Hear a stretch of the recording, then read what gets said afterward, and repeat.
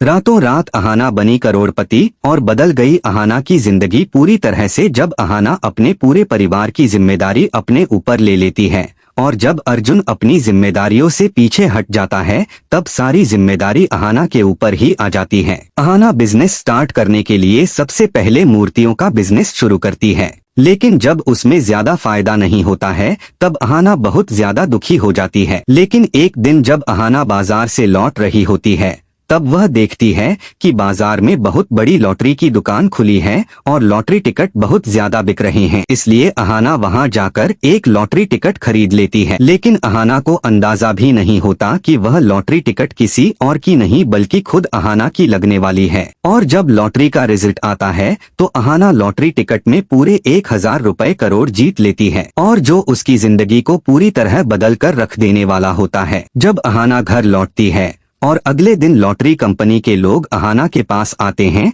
तब वे अहाना को 1 रुपया करोड़ देकर सम्मानित करते हैं। यह देखकर सभी के होश उड़ जाते हैं और दुर्गा देवी तो खुशी के मारे फूली नहीं समाती हैं। अब अहाना सोच लेती है कि अब उसे किसी के आगे हाथ फैलाने की जरूरत नहीं पड़ेगी और इन पैसों से वह अपने परिवार का साथ देगी और अपना एक नया बिजनेस स्टार्ट करेगी जिसमें वह अपने परिवार के सभी सदस्यों की मदद लेगी। ऐसी पैसे आने के बाद अर्जुन का रवैया भी पूरी तरह बदल जाता है और वह अहाना से माफी मांगता है। अर्जुन अहाना से कहता है कि अब मैं तुम्हारे हर काम में तुम्हारा साथ देना चाहता हूँ। यह सब देखकर बुआ जी और चाचा जी भी अहाना के सामने हाथ जोड़कर माफी मांग लेते हैं और कहते हैं कि हम लोग भी अब तुम्हारे हर काम में तुम्हारा साथ देना चाहते हैं। लेकिन अहाना उन्हें सबक सिखाने के लिए कहती है कि अब आपको कुछ दिन हमारे लिए घर का काम करना होगा। इसके बाद बुआ जी अहाना के लिए खाना बनाती हैं और अहाना को खाना सर्व भी करती हैं। यह सब देखकर दुर्गा देवी समझ जाती हैं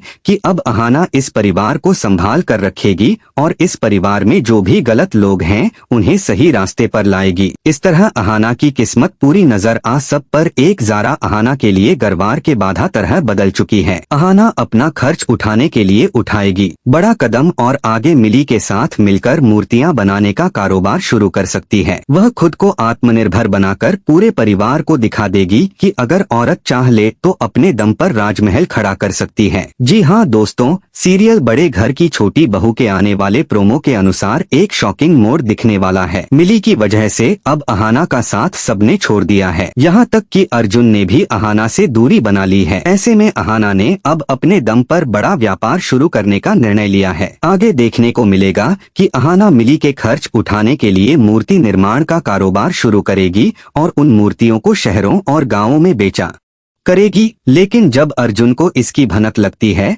तो वह अहाना के कारोबार को खत्म करने का फैसला ले सकता है। अर्जुन अहाना की बनाई मिट्टी को खराब कर देता है। जब अहाना अपनी मूर्तियां बेचकर घर लौटती है और मिट्टी की हालत देखती है तो हैरान रह जाती है। वहीं अर्जुन उसे धमकाते हुए कहता है कि उसकी इतनी जरूरत क्या पड़ गई कि वह उसके नाम को खराब करने के लिए यह कारोबार कर रही है, जिस पर अहाना उसे करारा जवाब देती है और कहती है कि जब सबने मिली का साथ छोड़ दिया तो क्या वह भी ऐसा ही करें। तभी पिसी मुनि अहाना से कहती है कि उसे जो मर्जी है वह कर सकती है, उन्हें और उनके परिवार को कोई आपत्ति नहीं। उधर दुर्गा देवी देखती है कि घर की हालत दिन ब दिन बिगड़ती जा रही है तो वह मिली के पक्ष में फैसला सुनाती है और सबको मिली का साथ देने के लिए कहती है। लेकिन अहाना अपनी बातों पर अडिग रहती है क्योंकि उसने मिली के साथ जो कुछ होते देखा है उसे वह कभी नहीं भूल सकती। अब आगे देखने वाली बात होगी कि क्या अर्जुन अहाना और मिली के कारोबार को चलने देता है